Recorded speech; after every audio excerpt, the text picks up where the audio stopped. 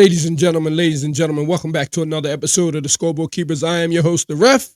You already know the routine. We'll be right back in 30 seconds. Shedeur entered the game. Ladies and gentlemen, I'd like to welcome you to the Scoreboard Keepers.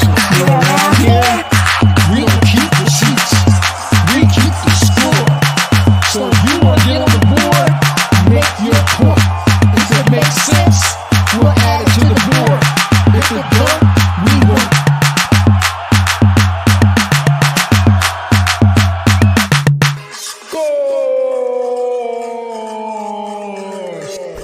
Scoreboard Keepers. Ladies and gentlemen, welcome back to another episode of the Scoreboard Keepers. I am your host, the Ref, and you know I always keep you guys up to score in everything sports, hip-hop, and hot topics. So, ladies and gentlemen, Shedeur Sanders entered the game last night. This should only take a few minutes. Shedeur Sanders entered the game last night, ladies and gentlemen, against the Baltimore Ravens at home in Cleveland. And how do you guys feel about that? How do you guys tell me, how do you guys feel about this quarterback, one Shedeur Sanders, entering the game in week 10? Week 9, week 10, which one is it? Week 9, week 10, without first team reps, right? Without first team reps, and being thrown to the wolves. I've never seen any situation where I personally felt as though that it was actually sabotage in the game of football on the same team. Here's the kicker. When your actual job is dependent upon the success where the sabotage is taking place.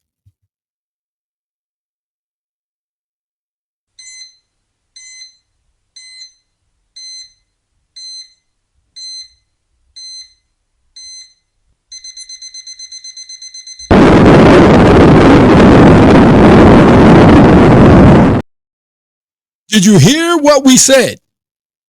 I don't know if I ever recall a situation in the sport of football where sabotage is friendly fire is taking place on the same team, same franchise, same organization, where your longevity in this sport is dependent upon this situation's success. The only type of individual that can do something like this is an imbecile.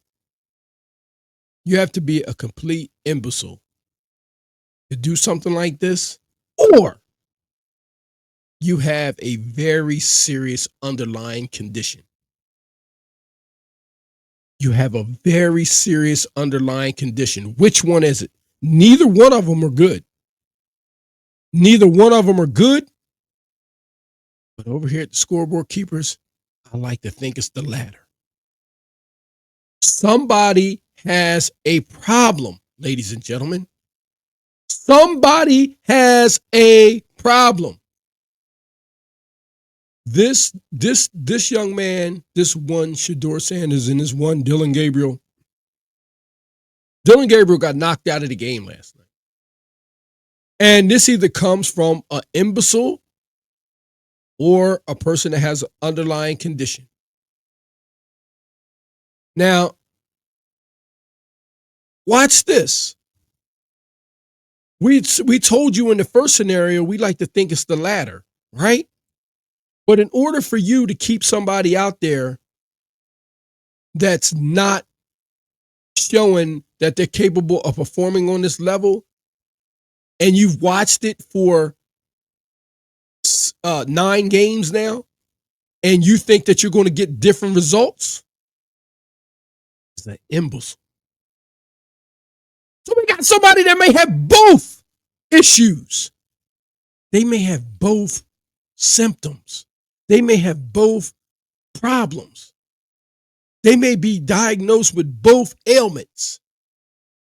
You have to be a complete and utter imbecile to be doing something for 9 games and expecting different results. To the point where it takes an injury for those fans out there in Cleveland to get what they've been wanting for weeks now, since camp.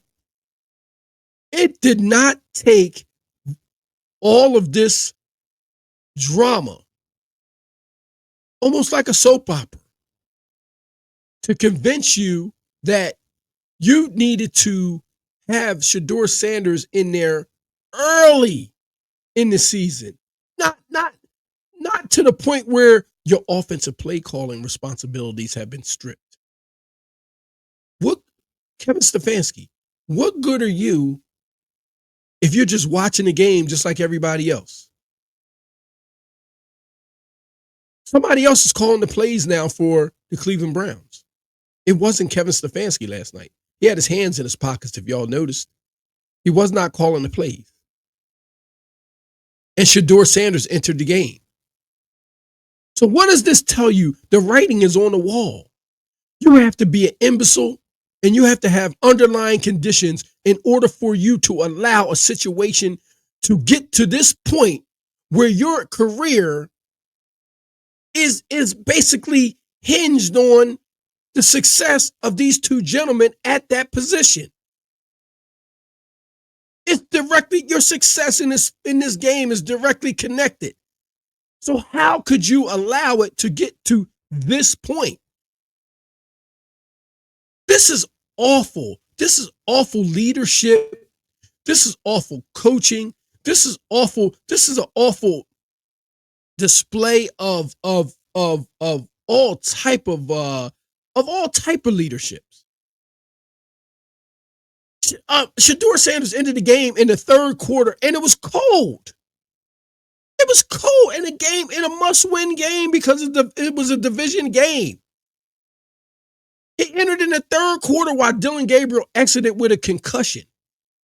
They were all over him last night because they know that he's not going to throw the ball downfield. Okay, he's not. He's not. Shedeur Sanders came in there in a cold game with no 1 reps. We all know he hasn't been throwing with the ones, which is just incompetent. This is just incompetent as a coach. I don't understand. I told you guys on previous episodes that I would never want my child or my son or anybody playing for a coach like that. I went my entire life trying to avoid coaches like that would have an openly display of favoritism based on their personal endeavors. We don't know. There's rumors going around that they have the same agent, the coach and Dillon Gabriel. We don't know. Who cares? That agent is going to be doing a lot of work if he's out of work.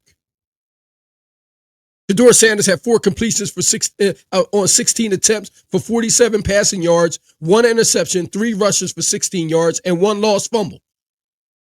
The Browns were leading 16-10 at halftime. Behind a dominant first half, they had turnovers going on all over the place.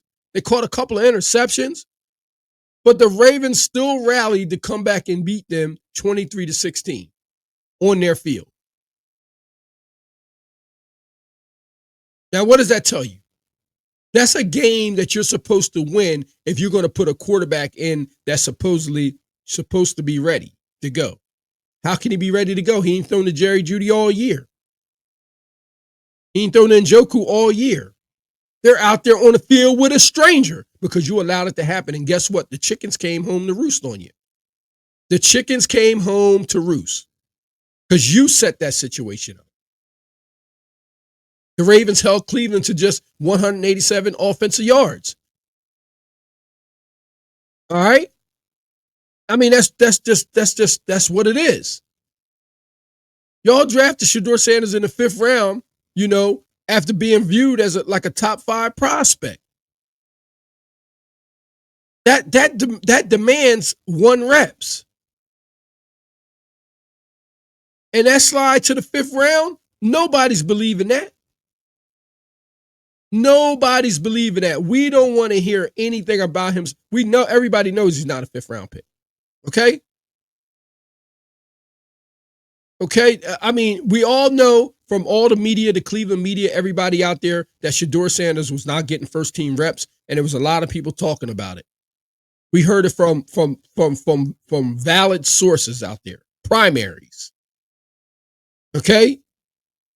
And then he ends up getting his shot in the 3rd quarter in cold weather, facing a high-pressure situation, facing a Baltimore Ravens defense who was in a must-win situation because they don't want to fall out of contention in the division. All right? And it was a setup for failure that started weeks ago. This started months ago. So where do you go from here? It's going to be interesting to see where you go from here. I mean, do you go back and now is Dillon Gabriel going to be out for the foreseeable future? Is he going to be out for a game? Is he going to be back next week? It's once again the quarterback carousel in Cleveland. It's once again the quarterback carousel in Cleveland, ladies and gentlemen. They still haven't found their quarterback. They have all these picks, but it's what they do with them that's questionable and debatable. Ladies and gentlemen, over here at the Scoreboard Keepers, we think that Kevin Stefanski should not be around these 2 young gentlemen. It is time for Cleveland to move on. It's time for them to clean house. Get everybody out there. It's time for them to start over. Get some real football minds in there that really want to win. Those poor fans out there, man, I feel so sorry for them because that's torture. And I'm not, like as a football fan, that's torture that you have to sit in the stands and pay your money and watch that. You have to pay your money, drink a beer, and watch your team lose on a home field just because of the lack of competency by your coach, your head coach. I'm also questioning who hired him. What resume that he has that says that he deserved to have this job? You got to stop going off of last names and who their parents was and who so and so and so and so and so and so was. Just because somebody in your family did it, don't mean you could do it. This is an awful display of leadership. It's an awful display of coaching. It's an awful display of decision making. In no way, shape, or form would I want my child around a coach like this. See, it's a good thing it wasn't me, because I wouldn't have been nice like Deion. I would have snatched him. Shedeur Sanders would have been walked off of that team and let the NFL say what they want. Let the NFL say what they want. This is openly pure sabotage. And the NFL should have got in the middle of this and stopped it and prevented it. But they allowed it to go on. We're not robots out here. We can form our own opinions. And if this kid would have walked, everybody on the outside would have understood it. We don't care what the naysayers say. This man, Kevin Stefanski, is openly putting people in positions that can get their careers ended. There ain't nobody happy. None of the vets are even happy out there. Jerry Jeudy's not happy, and Njoku's not happy. You got people in the defense that's not happy. Myles Garrett's not happy. Look at all the money he's making. Do you see him smiling? No. Because he know that the ship's not being driven correctly. Ladies and gentlemen, if you haven't already done so, make sure you like, share, and subscribe to the channel. Thumb up this video, turn on your notification bell, okay? And leave your comments down below on how you guys feel about this situation with Shedeur Sanders and where he should go from here and what should he do from here. Should he ever re-sign with this squad? You guys let me know down below, and I'm going to get right in these comments because I'm curious of how you guys feel about this situation. And become a part of this Scoreboard Keepers family, man. We're on a race to 10,000 subscribers, and we need you guys in here. Leave your comments down below. Kevin Stefanski needs to be released immediately. Immediately.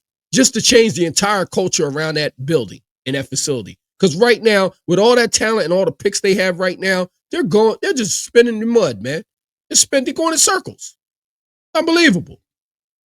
Ladies and gentlemen, that's going to conclude this episode of the Scoreboard Keepers. I am your host, the Ref. So until the next time, God bless and score. Shedeur Sanders, get out of town, man.